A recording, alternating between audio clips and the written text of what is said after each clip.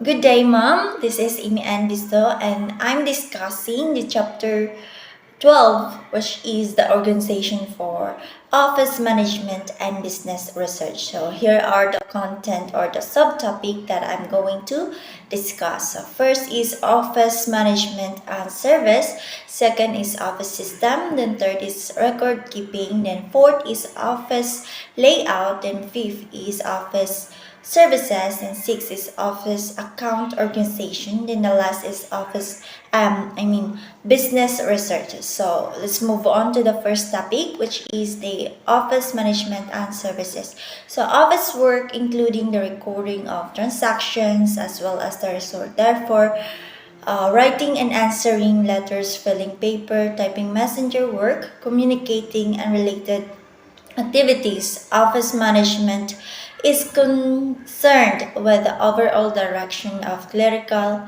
activities, so, as distinguished from such areas as finance, manufacturing, sales, personnel, and procurement. So, who is responsible for office management and services? So, an office manager is an expert in clerical duties and office procedures. He must have a general knowledge of every major part of the enterprise and a very intimate knowledge of some portion. The place of office management is dependent on the nature of the business and on the philosophy of top management. So, importance of office work. So, the importance of office work may be stated as follows. So, office work is facilitating function. It is the essential medium through which the various activities of an enterprise are forced together. It is the lifeblood any modern enterprise. So, office services are the basis of entire managerial apparatus, including the activities of planning, coordinating, directing, and controlling. Facts and information are necessary for intelligent planning. So, the technical and individual works of practical every department of the enterprise is implemented by the office functions. So, for instance, the credit department cannot operate successfully without the records of the creditors as to amount and dates due least or diligent account. So credit histories of customers and quantity of correspondence. This again emphasize the importance of office work. So let's move on to the second topic, which is the office system. So, office system is the term applied to the ways of filling, making records, writing letters, computing, and so on. In a well organized business, there is a routine for performing every kind of office work, and centralize lessen the cost of supervision and enables line executives to pay greater attention to their specific tasks. So here are the two different types of office systems. The specialization and the centralized. So specialization can be posted in the job that involves handling and addressograph or memographing machine. Training is also easier in a centralized office, and wage and performance checks and also better affected. So the centralized is some office work should be centralized to facilitate the work of the other departments, irritating problem concerning minor changes and correction in correspondence. So, frequent consultation of certain record priorities in handling paperwork and red tape may hamper operations. Centralized may however, be overdone. The job of top management is to determine where centralization is good and to what extent it should be applied. And now let's move on to the third topic, which is the record keeping. So, the most important work of the office is properly keeping records of all purchasing and sales, as well as the location where this record are made and kept. In large offices, several people may be assigned to handle correspondence, which, after having been answered, must be filled accordingly. So, record must be simple. Connections should be sufficient to meet requirements, but no more in order to pass the simplicity test. They should not exceed requirements for which they are prepared. So, records should be accurate. They should not contain errors. So, records should be economical. So, in some instances, the cost of preparing and maintaining record may be greater than the economy they were supposed to bring about. So, records should be useful. Unnecessary record have no place in a business. So, record keeping may be classified according to whether it is centralized or decentralized. It may be alphabetical, with subject headings and arranged according to how they appeared in the alphabet, or it may be according to the method used in locating items that are filled. So, that I filed. So, big corporation requires the services of the accountants, auditors, and lawyers to meet government requirements. The most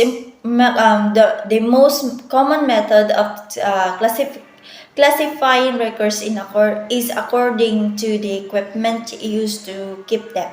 So, the use of loose leaf benders, stickler files, and visible index files is now mandatory in most offices. So, big industry installed electronic data processing system to record their transactions on electronic tape. So, special reports are prepared from time to time to tell new products, method, process, reorganizations, or similar information.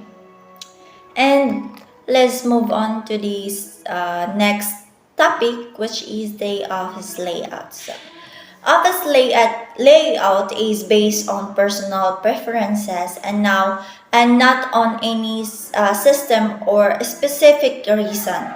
The job of office management consists of determining space requirements and their utilization arrangements. So, can be made based on the flow of work, the papers, or the persons in charge of office activity. Environmental conditions such as light, temperature, and noise control may also determine the office layout. So, increasing use of office machines. So, typewriters and other machines have been electrified. Calculating and duplicating devices have been simplified and sped up. So, various accounting machines to produce necessary records in operation are widely used. Many companies also use microfilming, addressing, folding, stopping, mailing, sorting, billing, and tabulating machines. So, let's move on to the next topic, which is the office services. So, as earlier stated, services are for the purpose of helping other department of the business to facilitate their work to better advantage. So, communication, for instance, is necessary between individuals, between departments, and with those outside of the company. So, some of the facilitating office services that may be summarized are handling of paper. So, incoming letters are received, open, sorted, and distributed. Outgoing letters are folded, enclosed, and mailed. So, mailing is an important service as it definitely facilitates communication. So, second is preparation of communication. So, letters have to be dedicated and transcribed, receiving their dictation in service because it is facilitating activity. It may be accomplished through machine dictation, transcription, telephone dictation, the use of tectograph or other devices. So the third is the centralized correspondence practice. So this is also a way of rendering office service since it facilitates communication by more adequately and promptly answering letters. So the fourth is conversation. So letters and papers must be preserved. They are sources of past and present information and guides for the future. Efficient filling is very essential to preserving this office product as it facilitates the finding of the items desired by a various department of these business papers needed. So the fifth is the office stationery. So forms and supplies must be purchased, stored, and distributed in order to carry out and facilitate the work of everyone in the office. So the sixth is the unkeep of the first aid station. This is an office service because it facilitates the taking care of accident of sudden illness which may become serious if not attended to promptly. So the last is the employee services. So these services facilitate the effort of the employees more or less on their own behalf and may include an office library, an office cafeteria, rest facilities, and the other services mentioned in the chapter on organizational personnel. So, office management problem.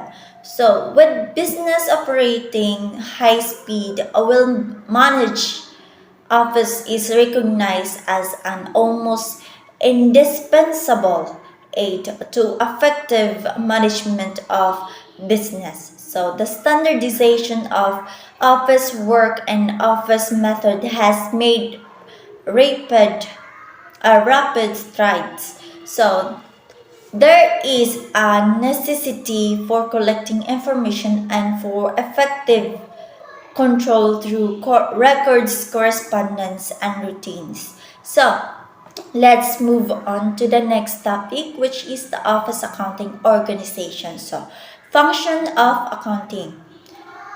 Accounting is one of the most important departments of every business, whether large or small, since accurate records of business transactions provide a sound basis of all business judgments. So, the main function of accounting is to keep the management informed about the operation of the whole business by collecting pertinent information and presenting it to those who are responsible for the conduct of the business. So, office accounting organization.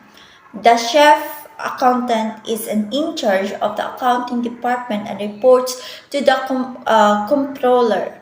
So, treasurer, or even the general manager, the number of people employed depend on the size of the company and the amount of business it does. So, Robinson Business Organization are practice show a typical structure organization of an accounting department of a regular business concern. And records. So the accounting department prepares records that show how much money is received and paid out, who owns the company, as well as those to whom the company is indebted. So reports must indicate the weak and the strong spot so that step can be taken to strengthen the former at once. Reports for the managed standstill or reversal are prepared though these records. So let's move on to this next topic, which is the business research, the last topic. So business is premised on the knowledge that consumers desire an opinion are possible to approximate or estimate with reasonable certainty. So research may be either commercial or technical estimates, opinion, and even information may guide decision making by management. So interviews, questionnaire, and field survey by highly skilled interviewers and analysts are now quite common. So, and that's all for the chapter chapter 12, which is the chapter 12, which is the organizations for office management and business research. And according to Nekos Kazakhskasis, is in order to succeed, we must first believe that we can.